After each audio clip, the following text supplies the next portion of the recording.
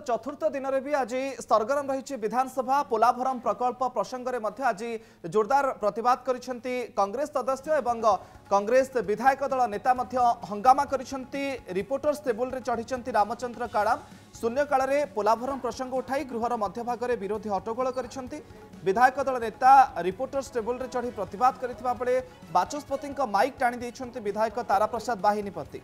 केन्द्र पोलाभरम प्रकल्प पर टंका दे ओडिशा प्रति अहेतुक अवहेला करिसेंती। एही प्रकल्प द्वारा अनेक अंचल जलमग्न होइजिवो एभली अभियोग करी कांग्रेस विधायक तारा प्रसाद बाहिनीपति कमिटी गठन पर दाबी करिसेंती। गृह को 15 मिनिट पर मुलतवी घोषणा करिसेंती बाचस्पति।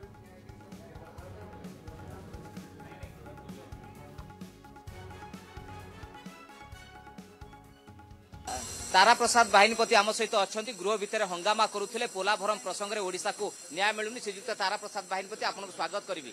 बाचस्पति माइक को टाणुले रामचंद्र काड़ाम रिपोर्टर्स टेबुल उपर चढ़ुले उद्वेग प्रकाश करुले। मालकानगिरी कोरापुट प्रभावित होची पोलाभरम कौन थिला? निश्चित भाव पोलाभरम प्रोजेक्ट हेबा द्वारा मोटू एवं ता सहित पढ़िया से अंचल रे मोर 50 खंड गां बुड़ी जाउची। पाखापाखि 5000 आदिवासी परिवार ध्वंस हो जाउचंती। जमी गछ पत्र पक्षी जंतु आरंभ कर सब शेष हो जाउची। जो बैकलॉग पानी आउची ताकू केंद्र सरकार जो अनुमोदन देकी जो अर्थ दौरान कंप्लीट करने ताकू आम विरोध करुचु। गृह रे हाउस कमिटी करा जाऊ। हाउस कमिटी अनुधान करू एवं प्रधानमंत्री की समय मागू। प्रधानमंत्री की आम देखा करूँ। बीजेडी कहीं प्रसंग उठेलानी आपण एतो बड़ प्रसंग उठेले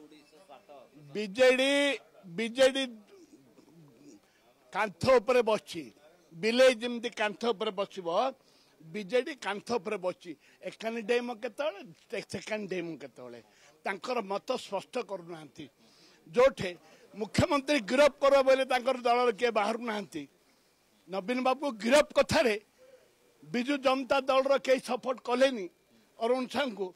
आ बिजु जनता दल मेंबर माने कांथ उपर बसचंदी। केतळे बीजेडी आड़े रहिबे केतळे बीजेपी आड़े जिबे।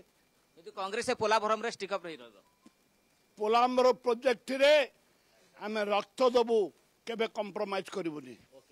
शुणुले तारा बाहिनीपति रिएक्शन शुणुले जे आगो को आहुरी आंदोलन जोरदार हम। गृह स्टल होती किंतु परवर्ती पर्यायर गृह पुणी स्वाभाविक हम।